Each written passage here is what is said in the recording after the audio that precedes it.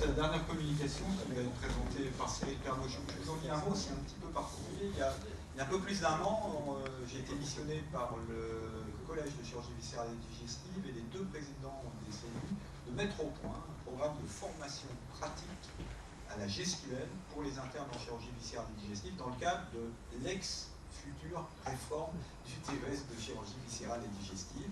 Et ce travail a impliqué plusieurs équipes, et Cyril va le dire. Il y a des seniors et on avait 2 juniors dans cette équipe. Et Cyril, qui est quand même chef d'équipe dans mon service, était considéré comme un junior. Et ce travail est quasiment terminé. Et Cyril va vous en exposer les principaux éléments.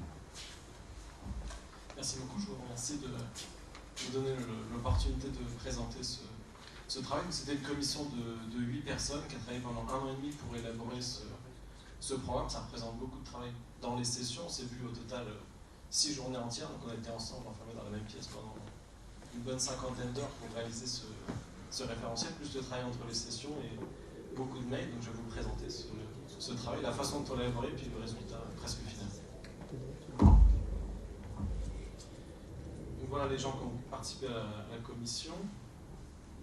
Moi-même, Stéphane Berda de Marseille, Laura Bergeau de Marseille, Michel Cartier, Jean-Pierre Faure de Poitiers, Pascal Frileux de Paris, Jean-Yves Marlou de Lyon et M. Bressler qui dirigeait la commission. Donc la formation pratique des internes en chirurgie, c'est à la fois une formation théorique et une formation pratique. C'était le double enjeu de cette réforme pour le nouveau DES de chirurgie générale. Il y a une commission qui était responsable de la formation théorique, c'est là même si la réforme va peut-être pas voir le jour en novembre 2016. En tout cas, le programme a été rénové, il est à jour, il est disponible en ligne pour tous les internes, même si ça ne sera pas officiel. En tout cas, le nouveau programme, il est établi et les cours sont disponibles en ligne et les internes vont voir ces PowerPoint sonorisés qui sont sur cette plateforme. La formation pratique, pour le moment, n'avait jamais été complètement formalisée. Et donc, je vais vous présenter ce projet-là. Le projet a la particularité de parler uniquement de formation pratique par simulation. La formation pratique, c'est aussi pour 80% de la formation au bloc opératoire. Celle-là, elle va rester selon le modèle classique. C'est pas prévu de la réformer. Pour le moment, il faut encore qu'on aille au bloc opératoire à prendre les opérations. On a toujours besoin du compagnonnage, on l'a déjà dit. Et là, on va détailler cette partie simulation, apprendre le geste technique hors du bloc opératoire. Pourquoi on est obligé de faire ça? Parce que les chirurgies sont de plus en plus complexes et difficiles à enseigner au bloc opératoire. La celloscopie, c'était difficile. La chirurgie robotique, l'apprendre au bloc opératoire, c'est devenu presque impossible. On n'a pas de contact direct entre l'aide opératoire et le chirurgien. C'est très difficile d'apprendre au bloc opératoire. Avec la chirurgie ambulatoire, on nous demande que le malade soit incisé à 8h30, que ce soit fini, que la vésicule cellule soit finie à 9h. Dans ces conditions-là, je ne peux pas apprendre à mes internes à faire l'opération. On me demande de la faire moi-même, qu'elle soit faite le plus vite possible. Donc là aussi, on a des limitations pour apprendre au bloc opératoire. La sécurité du patient aussi, qui est souvent mise en avant. Donc on dit, attention, déléguez pas trop à des internes. Donc on délègue uniquement aux internes au vieux semestre. Du coup, les vieux semestres n'ont jamais fait, donc les jeunes n'ont même pas accès à la position d'aide opératoire. On décale petit à petit, on retarde petit à petit la formation pratique. Le problème d'exposition, il y a de plus en plus de travail, on nous demande surtout de la T2A, on nous demande de faire rentrer de l'argent dans l'hôpital et pas forcément de former nos internes. Ça va dépendre du flux des patients pour certaines interventions, des interventions qui deviennent rares, et du coup là encore plus difficile à apprendre. La diminution du temps de travail avec les nouvelles 48 heures, le repos de sécurité, au moins une journée de formation par semaine. Les internes sont moins au bloc opératoire. Donc tout ça nous amène à une obligation d'apprendre par la simulation. Je ne répète pas la HAS qui dit jamais la première fois sur le patient. Ça c'était sa proposition numéro 1. La HAS fait en fait 10 propositions, parmi lesquelles la deuxième, on en a parlé, c'est le team training. Il faut entraîner les équipes. La troisième, c'est qu'il faut qu'il y ait une politique nationale de formation par la simulation. C'est là-dessus notamment que s'appuie sur notre travail. La troisième, c'est qu'il faut faire coopérer les universités, les structures de soins et les instituts de formation. Il y a beaucoup de personnes qui vont rentrer dans ces travaux, etc. Les autres nous concernent un petit peu moins, les autres procédures. Donc l'objectif précis de cette commission du PERSON était de développer sous l'égide du collège et des 2 CNU un programme qui était national, structuré, uniformisé et standardisé. Que tout le monde fasse pareil en France. Donc, en France, tous les internes apprennent déjà par simulation. Ils font font déjà de la simulation tous les jours ou toutes les semaines partout en France. C'est déjà le cas. Là, l'objectif, c'est pas de dire voilà, le collège va inventer la simulation pour former les internes, c'est déjà le cas, on apprend déjà comme ça, mais il faut que ça soit structuré, que tout le monde fasse pareil partout en France. Et pour ça, on a fixé 3 parties. D'une part, que les objectifs soient communs. On a fixé 64 objectifs sur 5 ans de formation. Pour chaque objectif, on a défini des moyens humains et matériels adaptés. Et pour chacun de ces objectifs, on a défini une grille d'évaluation. Quels sont les critères pour que l'interne ait validé cet objectif? La commission, je vous l'ai dit, était formée de 6 seniors et de 2 juniors. Elle s'est réunie 4 fois de juin 2014 à mai 2015.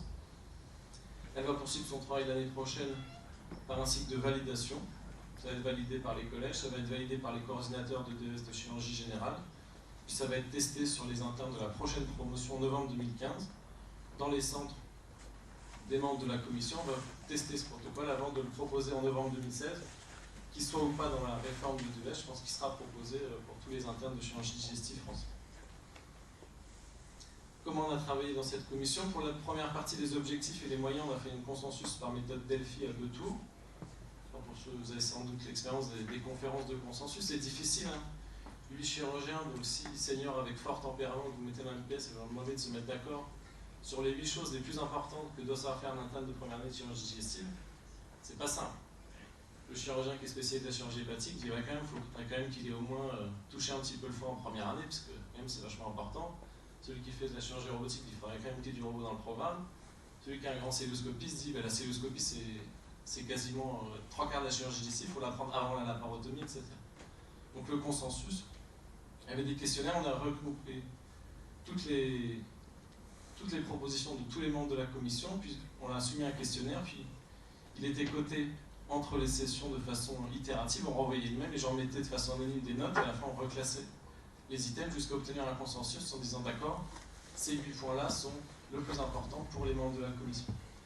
C'est un travail difficile, un peu rébarbatif, parce qu'à chaque fois on se reproposait la liste un tout petit peu différente jusqu'à ce qu'on soit tous d'accord sur les items à valider. Donc il a fallu 2 tours pour avoir un résultat final unique et convergent, pour définir les objectifs et les moyens de cette formation. Pour les grilles d'évaluation, on a travaillé un petit peu différemment. On a déjà fait une revue de la littérature, je dirais pas exhaustive, mais assez longue pour essayer de voir tout ce qui existait comme grille.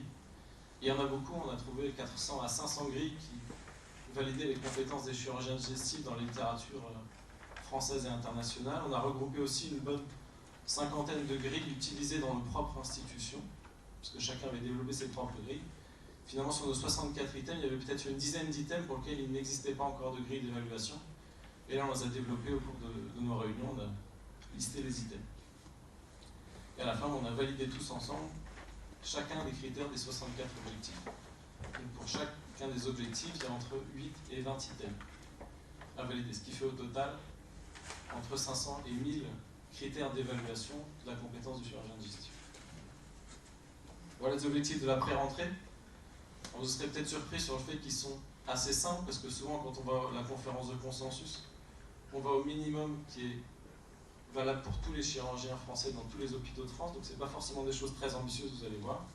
À la pré-rentrée, il faut savoir faire quoi? Il faut savoir connaître le circuit du patient, savoir se laver les mains, connaître les installations, les moyens d'hémostase, connaître les principes de la laparotomie, de l'open celluloscopie et les drains. Ça, c'est ce qu'on doit savoir. Qu'est-ce qu'on doit savoir faire comme geste avant de commencer l'internat? Un nœud, déterger une plaie, faire une anesthésie locale, vider un abcès et poser un drain thoracique et une sonde urinaire.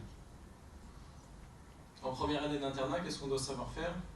Ouvrir, fermer la laparotomie, disséquer une artère, une veine, le canal inguinal, savoir suturer un plan superficiel et faire un nœud en profondeur.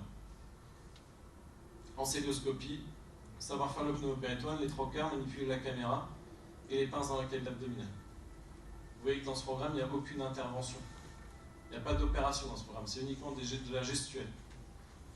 Et jusqu'à la fin, jusqu'à la dernière année, on ne décrit pas d'intervention dans ce programme de simulation, mais uniquement des gestuels. Si on maîtrise ces gestuels-là, le compagnonnage au bloc opératoire fera qu'on saura faire l'intervention. Mais en simulation, pour moi, il n'y a pas de simulation qui permette d'apprendre les opérations. Pour apprendre à faire une opération, il faut opérer un patient, c'est la seule façon. En deuxième année, on avance un petit peu, il faut savoir faire les anastomoses, couper, clipper, disséquer le lit vésiculaire, réaliser un point en cellulose. En troisième année, il faut savoir décoller un côlon droit, ouvrir une arrière-cavité des épiplombs, réaliser une anse en Y, disséquer un pédicule cystique, savoir docker un robot et commander les instruments. En quatrième année, il faut savoir clamper un pédicule hépatique, faire un packing hépatique, une parenchymotomie, une anastomose complexe œsogéginale ou colorectale. Et en celluloscopie, savoir faire une valve gastrique, décoller un côlon, mobiliser un angle gauche et des anastomoses simples, gastro-jejunales et une poche gastrique. Ça, c'est les objectifs. C'était la première partie de la commission, c'était les 4 premiers mois de travail. Les moyens, parce que pour chacun de ces objectifs-là, il vous faut des moyens. On a beaucoup discuté là-dessus sur les moyens. On a fini par se mettre d'accord sur la simulation avec 4 grands modes de simulation qui existaient dans les écoles de chirurgie et les centres de formation. Le cadavre, l'animal, les simulateurs mécaniques, toutes les boîtes, les pieds de cochon, les fils, les pieds de chaise, etc. et les simulateurs électroniques. Vous voyez qu'on est très loin de la démonstration que vous avez fait ce matin, on était très électronique. Tout le reste est valable et indispensable pour un certain nombre d'items. Donc pour chaque objectif, on n'a pas forcément été uniciste parce que tout le monde n'était pas d'accord en fonction des centres. Donc on a donné un moyen de simulation recommandé qui parmi les 8 personnes du groupe semblait être le meilleur moyen pour apprendre cet item spécifique, et d'autres moyens possibles parce que la plupart du temps, et pour un certain nombre d'items, les 4 modes de simulation sont possibles en fonction de votre centre de simulation, de la ville où vous êtes. Vous pourrez apprendre à décoller l'angle colique droit sur un cochon, sur un cadavre, sur un simulateur, peu importe, du moment qu'à la fin, vous avez appris à vos internes à le faire avant de leur montrer au bloc opératoire. Donc voilà un exemple simple sur l'item 1C1, un des 64 items, ouvrir une laparotomie. Le mode de formation recommandé, c'est une formation sur l'animal, sur un cochon. On peut aussi former les internes sur un cadavre ou sur un simulateur mécanique. On détaille ici, plus ou moins suivant les items, comment faire cette formation. Le cochon, c'est le meilleur modèle parce que ça permet d'évaluer l'hémostase. Apprendre une laparotomie qui ne saigne pas, c'est toujours assez facile. Pareil, s'il n'y a pas de grêle qui on risque d'abîmer, si on apprend à ouvrir une boîte, c'est pas pareil qu'ouvrir un cochon.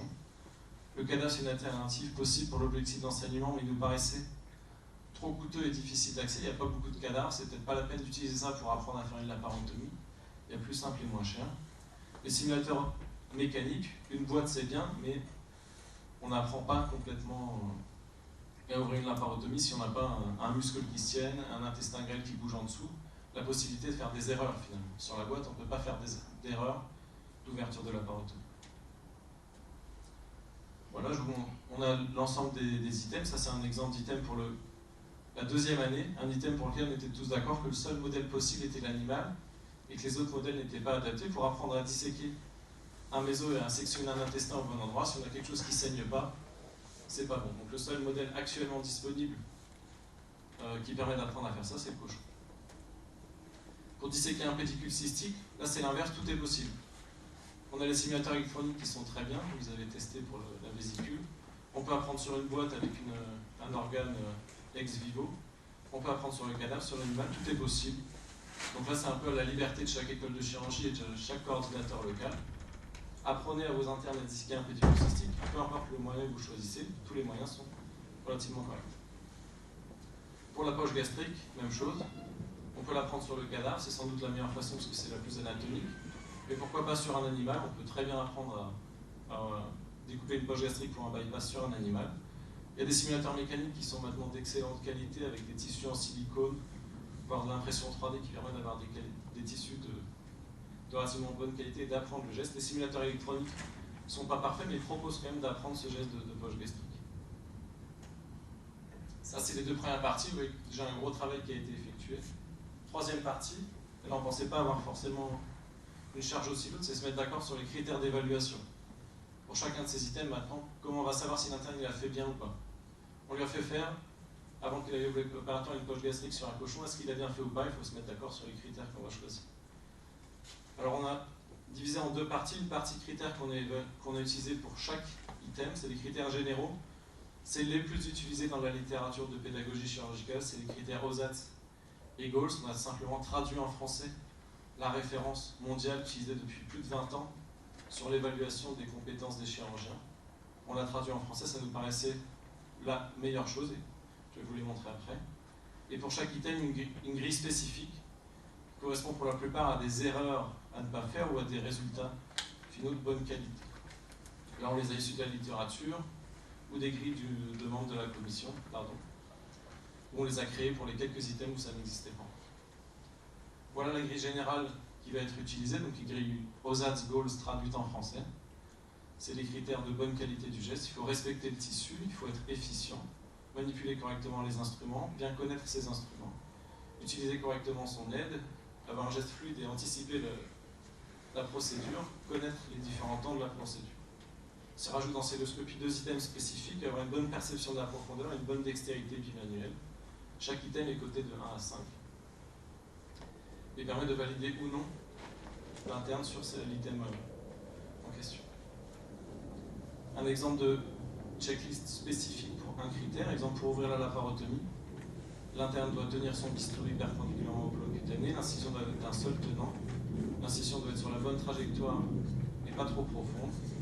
Elle doit se faire plan par plan jusqu'au bistouri. Vous voyez des critères assez précis, un très long travail de la commission pour se mettre d'accord sur les critères minimums identiques, parce qu'on n'ouvre pas tous les laparotomies de la même façon, on ne les ferme pas tous de la même façon. Donc quels sont les critères minimums? Là, on tombait le plus souvent d'accord, c'est sur les erreurs. Pas de plaie viscérale, pas d'hémorragie, pas d'incarcération des anses ou des piplans sous les écarteurs une fois qu'on a exposé la laparotomie. C'est relativement plus facile. Et d'un autre côté, ça semble assez vrai. Si nos internes ne font pas ça, ils savent ouvrir la laparotomie. Qu'ils aient un détail de particularité technique locale, à Dijon on fait comme ça, à Paris on fait comme ça, peu importe. L'important c'est qu'ils ne fassent pas d'erreur dans l'ouverture. Voilà, etc. pour chaque item. Je vous en montre par exemple un dernier sur la poche gastrique pour le bypass. Alors, il faut savoir exposer correctement le cardia en soulevant le lobe gauche, repérer la zone de section sur la petite courbure, aborder l'arrière-cavité au ras de la petite courbure, réaliser un premier agrafage horizontal, tunnéliser en se dirigeant vers l'angle de lisse, puis réaliser l'agrafage vertical. Sans faire les erreurs suivantes au résultat final, ne pas agrafer sa sonde nasogastrique, avoir une poche adaptée, qu'on pourra mesurer, si on l'a fait sur un cochon ou sur un cadavre, qui est mesuré automatiquement sur un simulateur électronique, on a le volume. Là, vous avez fait une poche de 67 cc, que l'agrafage soit complet et que la poche soit étanche. On teste à la fin l'étanchéité de la poche. Voilà, tout ça est réuni dans un carnet qui fera 64 pages. Voilà un exemple de l'item 4C11. Une double page, à gauche l'objectif, en dessous les moyens utilisés pour valider votre interne, à droite la checklist des erreurs à ne pas faire et les critères globaux OSATS Goal en dessous, et à la fin, date est signée, l'interne pour valider son DES doit vous rendre complet son livret de 64. Voilà le travail de cette commission. Je finis en conclusion sur les quelques difficultés qu'on a eues et qui restent à lever. Comment financer cet enseignement? Ça va coûter cher, c'est assez ambitieux. Il y a des sponsors industriels qui sont là, qui sont déjà là, donc il n'y a pas de raison qu'on ne puisse pas transférer ces fonds-là sur un programme standardisé. Ils donnaient déjà de l'argent pour des programmes non standardisés, non validés. Les assurances sont sans doute potentiellement intéressées par ça.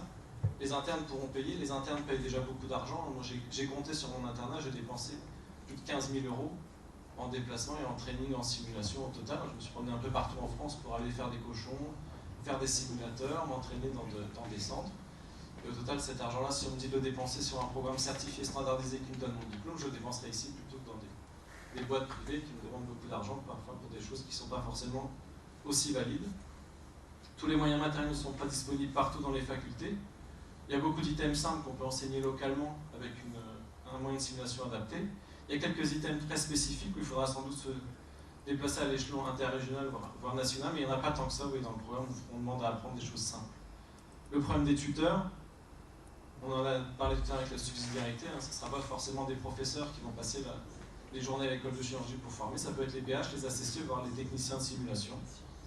Et le dernier point, je laisse la question en suspens, comment on va gérer les internes qui ne vont pas réussir à valider ces 64 items. Voilà, je vous remercie.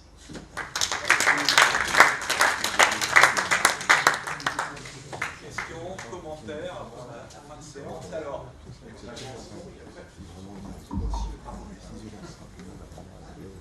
un commentaire pour féliciter les membres de cette commission issue du Collège de chirurgie viscérale et digestive.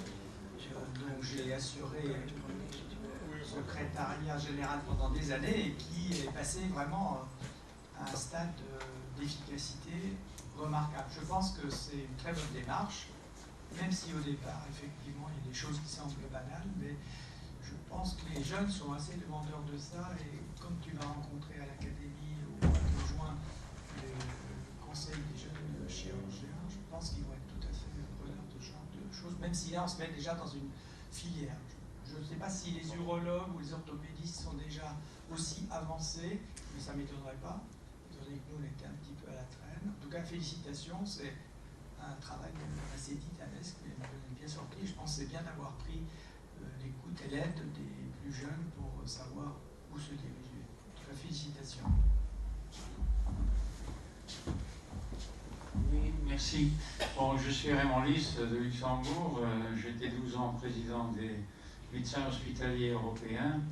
Et dans ce contexte, je voulais d'abord féliciter pour ce travail qui est quand même très fouillé et adapté aux exigences modernes de la chirurgie, robotique, etc.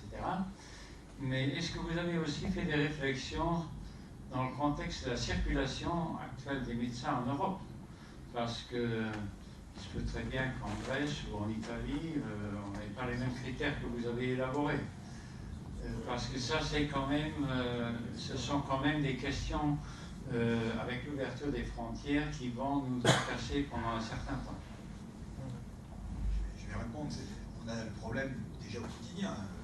Actuellement, on a en France notamment beaucoup de chirurgiens qui ont été formés dans d'autres pays. On s'aperçoit qu'il n'y a aucune homogénéité. L'objectif déjà, c'était qu'au niveau français, on soit certain qu'il y ait une homogénéité.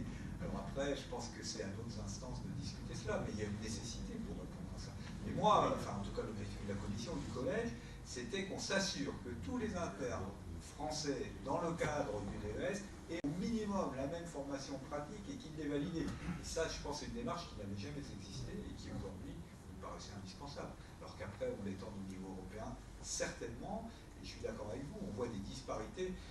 Et pour moi, l'exemple, il y a un pays que je ne citerai pas, mais il y a des pays où on voit des internes qui ont été formés, qui sont très bien formés, et d'autres qui sont très mal formés. En France, je pense qu'on a l'impression que tous les internes qui ont été formés dans le CHU ont quand même globalement un niveau moyen, ce qui n'est pas le cas à l'heure actuelle dans les pays limitrophes, où on voit arriver des gens avec des diplômes de chirurgien et une formation très inégale. Oui, bien sûr. Le corollaire, est-ce qu'en clair, les gens qui viennent de l'étranger, qui veulent s'installer en France, passeront par ces critères-là? Ça, c'est les lois européennes. Oui, alors, ce qu'on peut dire comme élément de réponse, puisque c'est une bonne question, puisque dans beaucoup de spécialités, y compris chirurgicales, on considère, ça c'est les statistiques du Conseil de l'Ordre national, il y a entre 30 et 40% de gens qui sont issus d'une communauté extranationale. Alors, il y a beaucoup d'Européens auxquels vous faisiez allusion. Alors après, c'est le problème des boards européens, l'intégration des boards européens et du lobbying de chaque nation pour imposer ses visions. Mais ça peut être opposable en particulier aux gens qui sont candidats à l'exercice sur le territoire français provenant de pays extra-communautaires. Et là, je pense qu'on manque d'outils. Donc ça, c'est un outil, en tout cas pour ces spécialités-là. Oui, alors moi je voudrais poser une question un petit peu pratique, parce que je suis très très impressionné par ce travail-là. On n'a pas posé la question, on n'a pas du tout ça en orthopédie. Et ça semblerait vraiment indispensable alors le travail est titanesque pour mettre en place, pour mettre ça sur pied, mais je pense qu'il est aussi titanesque pour, maintenant qu'on a cette base d'objectifs, c'est aussi un énorme truc que de le mettre en œuvre en pratique. Alors, j'ai peut-être raté une étape où, comment ça se passe exactement? C'est-à-dire, est-ce que les étudiants ont le loisir de venir s'entraîner dans une structure un petit peu comme ils le veulent en fonction de leur... Et puis ils sont évalués à un moment donné, ou est-ce qu'ils sont évalués en continu? C'est-à-dire ils viennent, ils essayent, puis une fois qu'ils ont réussi, on leur signe leur feuille. Ça se passe comment? C'est en continu? C'est sous forme de séminaire? C'est comment? Je peux répondre. C'est une question qui a fait débat. Pour le moment, on l'a pas inclus parce que ça va dépendre un peu des centres. Ce qui est sûr, c'est que dire aux internes vous venez quand vous voulez, ça ne marchera pas. Ils ne viendront pas. Nous, on l'a testé ici, puisqu'on fait un programme à peu près équivalent depuis 5 ans maintenant en chirurgie digestive, et ils viennent uniquement quand les séances sont obligatoires. Il faut les rappeler s'ils viennent, pour qu'ils viennent, et s'ils ne viennent pas, vous annulez toutes les séances suivantes de l'année.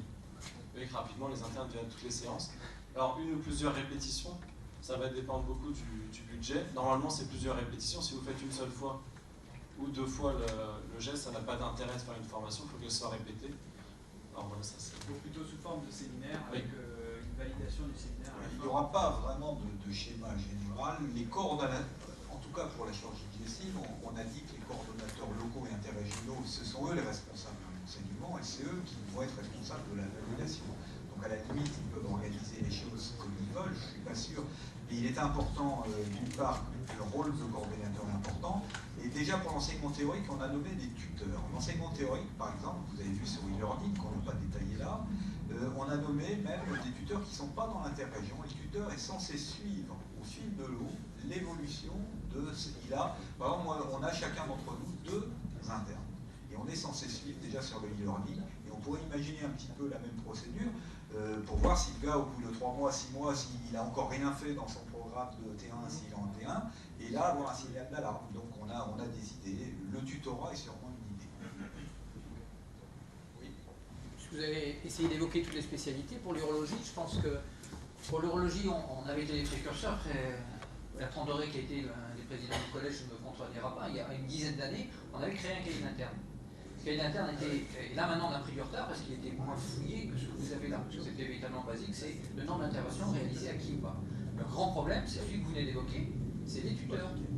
Il n'y avait pas de contrôle et d'une région à l'autre, c'était la cacophonie. Et quasiment jamais rempli. Le risque, il est que vous arriviez à la même chose. Avec le CIRES qui apparaît. Non mais le vrai problème, c'est qu'on voulait profiter de la réforme du DES pour le rendre obligatoire dans les textes. Parce qu'aujourd'hui, quand vous regardez les textes de validation du DES et du DESC, c'est extrêmement vague. Hein. La commission doit faire passer, il y a le mémoire, le livret de stage, une évaluation comme ça. Donc notre idée a été de profiter de cette réforme pour rendre les choses obligatoires et de dire que si le type n'a pas validé ça, de toute façon, il n'aura pas son diplôme. Alors après, c'est qu'est-ce qu'on fait des gens en échec, etc., etc. Et on est très contrarié par ce stop qui a été mis à la réforme. Il faut espérer. Très bien, la séance est maintenant terminée. Il nous reste à remercier les organisateurs de la qualité des exposés, ceux qui sont intervenus pour leur qualité d'exposé également. Je pense qu'on était vraiment dans un cœur de problème très porteur et on ne peut que se féliciter que les Nancéens aient répondu à notre demande en tant qu'Académie nationale de chirurgie, où on a justement cette problématique à gérer au niveau des différentes disciplines et au niveau national. Donc soyez sûrs de notre appui dans vos différentes démarches et puis on vous accueillera volontiers pour les différentes sessions de travail qui porteront sur ces différents items. Bravo encore pour l'ensemble de ces 2 journées et merci pour la qualité de votre accueil et à la semaine prochaine à Paris, tous les mercredis si vous le souhaitez. Merci encore.